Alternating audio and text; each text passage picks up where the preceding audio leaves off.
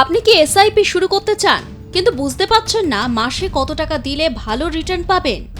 অনেকে ভাবে কম টাকা দিলে কি লাভ হবে, আবার কেউ ভাবে বেশি না দিলে এসআইপি কাজই করবে না।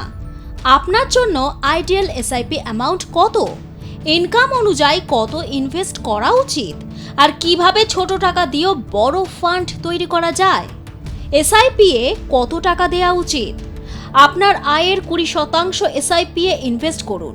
এটাকে বলা হয় 50:30:20 রুল। 50% প্রয়োজনীয় খরচ, 30% লাইফস্টাইল পার্সোনাল, 20% সেভিংস ইনভেস্টমেন্ট। ধরুন আপনার মাসিক আয় 50,000 টাকা, তাহলে এসআইপি আইডিয়ালি হবে 10,000 টাকা। আর যদি আয় 1 লাখ টাকা হয়, এসআইপি হতে পারে 20,000 টাকা। কিন্তু বিগিনার্স কি করবেন? সবাই একদিনে 10,000 দিয়ে শুরু করতে পারে না, তাই শুরু করুন ছোট থেকে। 500, 1000, এমনকি 100 দিয়েও শুরু করা যায়। গুরুত্বপূর্ণ হচ্ছে অ্যামাউন্ট না, কনসিস্টেন্সি। সবচেয়ে বড় ভুল, অনেকে ভাবে বেশি টাকা না দিলে লাভ নেই। এটা পুরো ভুল। এসআইপি এ ম্যাজিক আসে টাইম প্লাস কম্পাউন্ডিং থেকে। গোল বেসড এসআইপি সবচেয়ে গুরুত্বপূর্ণ। আপনি কেন ইনভেস্ট করছেন? বাড়ি, রিটায়ারমেন্ট, এডুকেশন। ধরুন আপনার লক্ষ্য 15 বছরে 50 লাখ, তাহলে মাসে প্রায় 25,000 থেকে 30,000 টাকা এসআইপি লাগতে পারে। তাই গোল ক্লিয়ার না থাকলে এসআইপি প্ল্যান ইনকমপ্লিট। কটা ফান্ডে এসআইপি করবেন?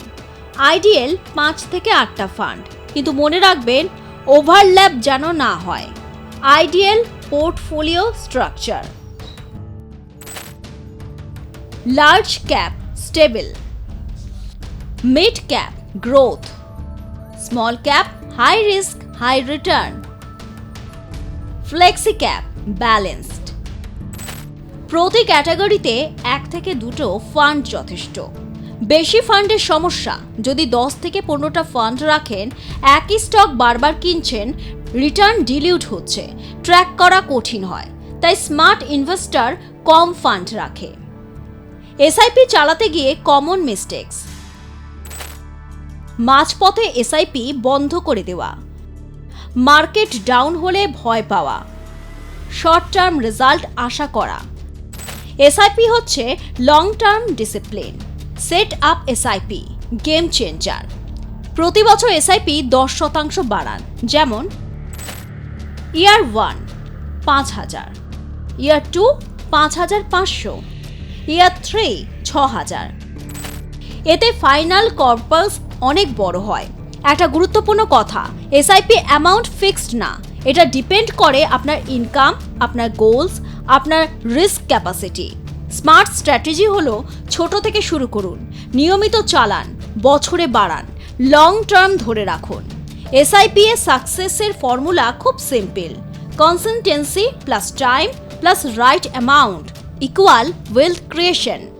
আপনি 500 দিয়ে শুরু করতে পারেন, কিন্তু থামবেন না, কারণ আজ আপনার সামান্য বিনিয়োগ ভবিষ্যতে বড় দিশা দেখাতে পারে। Bureau report, R plus news.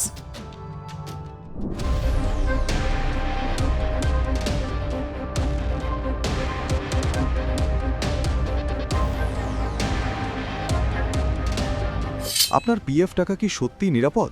কারণ এবার বড়সড় পদক্ষেপ নিয়েছে employees provident fund organisation. Target বড় কর্পোরেট গ্রুপ সাহারা ইন্ডিয়া। অভিযোগ 1000 কোটি টাকার পিএফ বকেয়া। এই ঘটনাটা শুধু একটা কোম্পানির বিরুদ্ধে অ্যাকশন নয়, এটা দেশের কোটি কোটি কর্মচারীর ভবিষ্যৎ নিরাপত্তার সঙ্গে জড়িয়ে। প্রথমে আসি মূল ঘটনায়। 2026 সালের এপ্রিল মাসে ইপিএফওর লখনৌ আঞ্চলিক দফতর সাহারা ইন্ডিয়ার বিরুদ্ধে রিকভারি প্রক্রিয়া শুরু করেছে। অভিযোগ প্রায় 1204 কোটি টাকার পিএফ জমা দেওয়া হয়নি। এই অঙ্কটা ছোট নয়, এর মধ্যে সবচেয়ে বড় দাবি একাই 1179 কোটির বেশি। বাকি কয়েকটি দাবির পরিমাণ 31 লাখ থেকে 23 কোটি টাকার বেশি পর্যন্ত। এই টাকা আসলে কার? এই টাকা কর্মচারীদের, তাদের ভবিষ্যৎ, তাদের অবসর জীবনের সঞ্চয়। অর্থাৎ এই টাকা আটকে থাকা মানে হাজার হাজার কর্মীর আর্থিক নিরাপত্তা ঝুঁকিতে পড়া। এবার প্রশ্ন, ইপিএফও কি করছে? আইন অনুযায়ী এমপ্লয়িজ প্রভিডেন্ট ফান্ড অ্যাক্টের অধীনে ইপিএফওর হাতে যথেষ্ট ক্ষমতা রয়েছে। এই ক্ষেত্রে তারা কোয়ার্সিভ অ্যাকশন বা কঠোর পদক্ষেপ নিতে শুরু করেছে। এর মধ্যে কি রয়েছে? সাহারা ইন্ডিয়ার সম্পত্তি জব্দ করা, চল সম্পত্তি ও স্থাবর সম্পত্তি অ্যাটাচ করা, প্রয়োজনে নিলাম করে টাকা উদ্ধার করা। বিশেষ করে লখনৌতে থাকা সম্পত্তিগুলিকে টার্গেট করা হয়েছে। এখানে একটা খুব গুরুত্বপূর্ণ আইনি বিষয় রয়েছে। ইপিএফ আইনের ধারা 11(2) অনুযায়ী পিএফের টাকা সব ঋণের উপরে অগ্রাধিকার পায়। মানে কি? যদি কোম্পানির সম্পত্তি বিক্রি হয়, আগে পিএফের টাকা শোধ হবে, তারপর ব্যাংক বা অন্য ঋণদাতারা টাকা পাবে। এই বিষয়টা কর্মচারীদের জন্য একটা বড় সুরক্ষা। এবার একটু পিছনে তাকানো যাক। এই অ্যাকশন হঠাৎ করে হয়নি। 2021 থেকে 2023-এর মধ্যে একাধিক রিকভারি সার্টিফিকেট জারি হয়েছিল সাহারার বিরুদ্ধে, অর্থাৎ বহুদিন ধরেই এই বকেয়া ঝুলেছিল। এখন গিয়ে ইপিএফও কঠোরভাবে নামছে। এটা কেন গুরুত্বপূর্ণ? প্রথম কারণ, পিএফ শুধু একটা সেভিংস নয়, এটা সামাজিক সুরক্ষা। যে কর্মচারী বছর বছর কাজ করছেন, তার বেতনের একটা অংশ পিএফ হিসেবে কাটা হয়। কোম্পানির দায়িত্ব সেই টাকা জমা করা।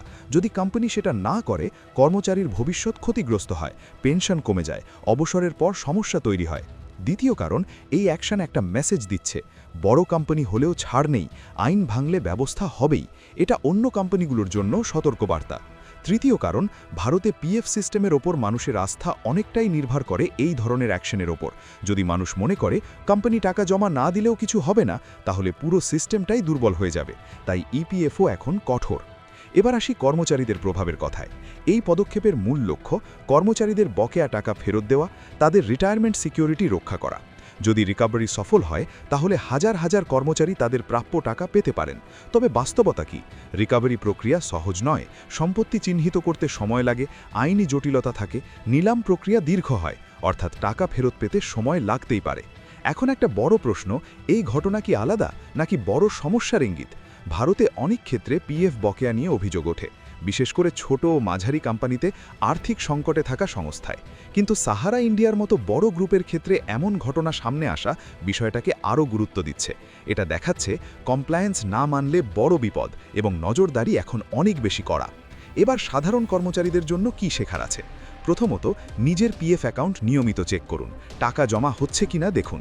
দ্বিতীয়ত, ইউএএন বা ইউনিভার্সাল অ্যাকাউন্ট নাম্বার ব্যবহার করে স্ট্যাটাস ট্র্যাক করুন। তৃতীয়ত, কোনো সমস্যা দেখলে সঙ্গে সঙ্গে অভিযোগ জানান ইপিএফওতে, কারণ শেষ পর্যন্ত আপনার পিএফ আপনার অধিকার। ইপিএফও বনাম সাহারা ইন্ডিয়া, এটা শুধু টাকা উদ্ধার নয়, এটা কর্মচারীদের ভবিষ্যৎ বাঁচানোর লড়াই। এখন দেখার কত দ্রুত এই 1200 কোটি টাকার বেশি টাকা উদ্ধার হয় আর কতজন কর্মচারী তাদের প্রাপ্য ফিরে পান। কিন্তু একটা বিষয় পরিষ্কার, পিএফ নিয়ে আর কোনো গাফিলতি বরদাস্ত করা হবে না। Bureau report, R plus news.